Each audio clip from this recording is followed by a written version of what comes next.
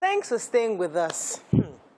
So this festive season was happening, and Governor Nyesom Wike of Rivers State placed an immediate and indefinite ban on all nightclub activities, including nighttime trading, street prostitution in Port Harcourt. According to him, no responsible government should continue to tolerate the open display and solicitation of sexual services, drug abuse, and public intoxication that takes place along the streets of and public areas. Now, morally looking, hang in there, morally looking sounds right.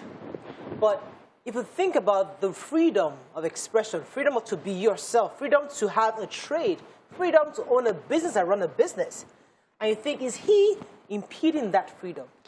From the moral angle. Yes, from the moral angle, I would clap for, I would applaud it. Let me explain. I spent Christmas in Benin with my children, and from my mother-in-law's place, we had to drive to the hotel. And my children saw things that I did not want. Like, I was praying they would sleep. And I'm like, close your eyes, because literally on the road, everything is outside.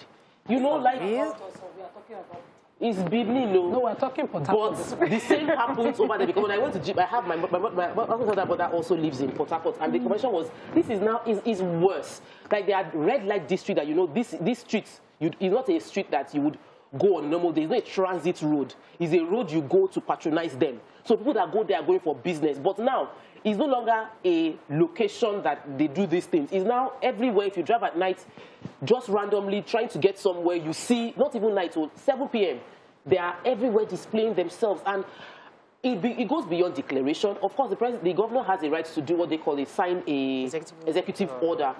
But there also must be a way to provide other things these people can do. There are many young, beautiful young ladies who have seen prostitution as their only way of earning money. If they are given other options, they probably would take it. So the governor just not signing this into law.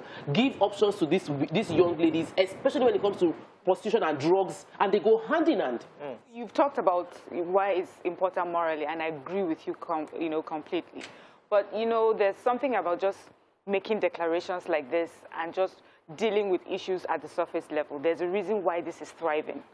Obviously, we have a drug problem in our country right now. We're constantly talking about the Southeast and the youth just, you know, taking all sorts of things.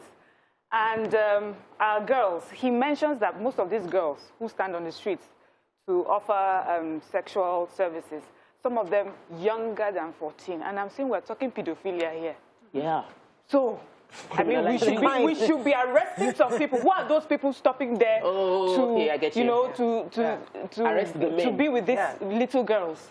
We need to make sure that there's no market. I mean, if there's nobody paying for these services, then we'll deal with that. So, it is one thing to say you close the nightclubs.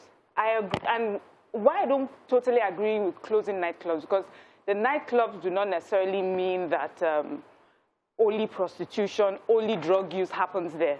But you can have a way to, what's the word now? To, you know, manage it, enforce that some things are put in place to make sure that drug use, in public intoxication, prostitution does not happen there. There are some places they're so aware of how government can clamp down on them, they do not allow some activities to happen in their nightclubs.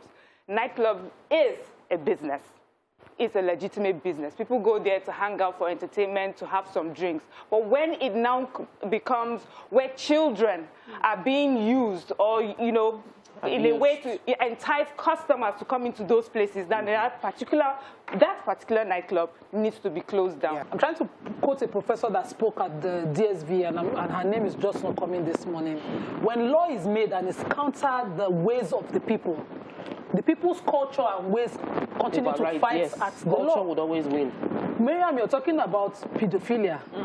Sadly, we hate to admit it in the Southwest that these things are common when it comes to open sex. It is when it comes to marriage that you hear the people shout. And even in the East, when some people are shouting, some people say it's okay, there's no problem. It's up north that is a problem.